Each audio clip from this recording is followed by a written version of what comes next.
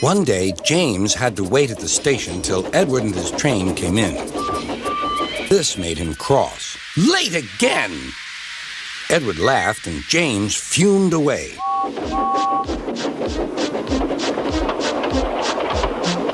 After James had finished his work, he went back to the yard and puffed onto the turntable.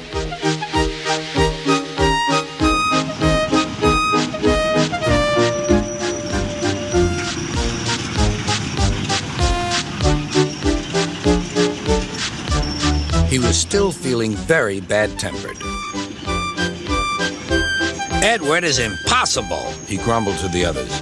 He clanks about like a lot of old iron, and he is so slow, he makes us wait. Thomas and Percy were indignant. Old iron? Slow? Why, Edward could beat you in a race any day. Really, said James. I should like to see him do it.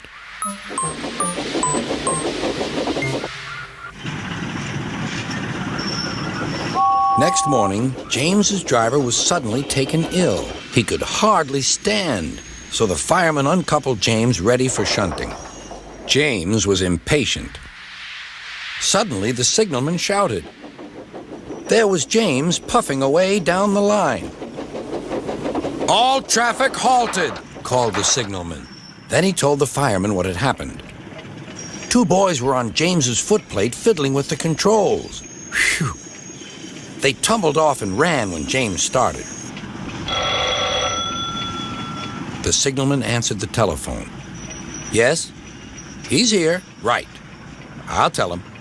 The inspector's coming at once. He wants a shunter's pole and a coil of wire rope. What for? Wondered the fireman. Search me, but you'd better get them quickly. The fireman was ready when Edward arrived.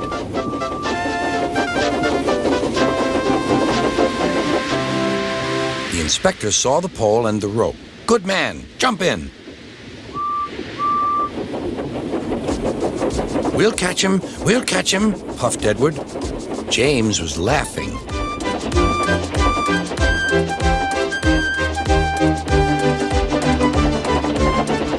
What a lark, he chuckled to himself.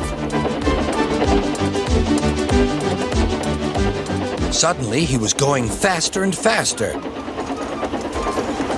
He realized that he had no driver. What shall I do? I can't stop. Help! Help! We're coming, called Edward.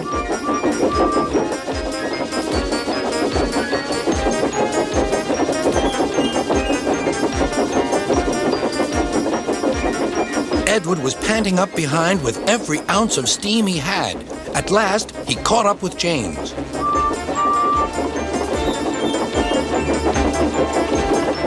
Steady, Edward, called his driver.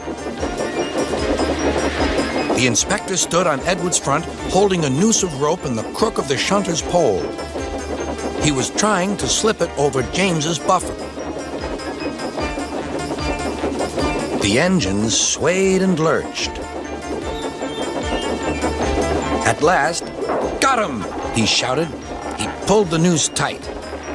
Gently braking, Edward's driver checked the engine speed, and James's fireman scrambled across and took control. So, the old iron caught you after all, chuckled Edward. I'm sorry, whispered James. Thank you for saving me. You were splendid, Edward. That's all right, replied Edward. The engines arrived at the station side by side. Sir Topham Hatt was waiting. A fine piece of work, he said. James, you can rest and then take your train. I'm proud of you, Edward. You shall go to the works and have your worn parts mended. Oh, thank you, sir, said Edward. It'll be lovely not to clank.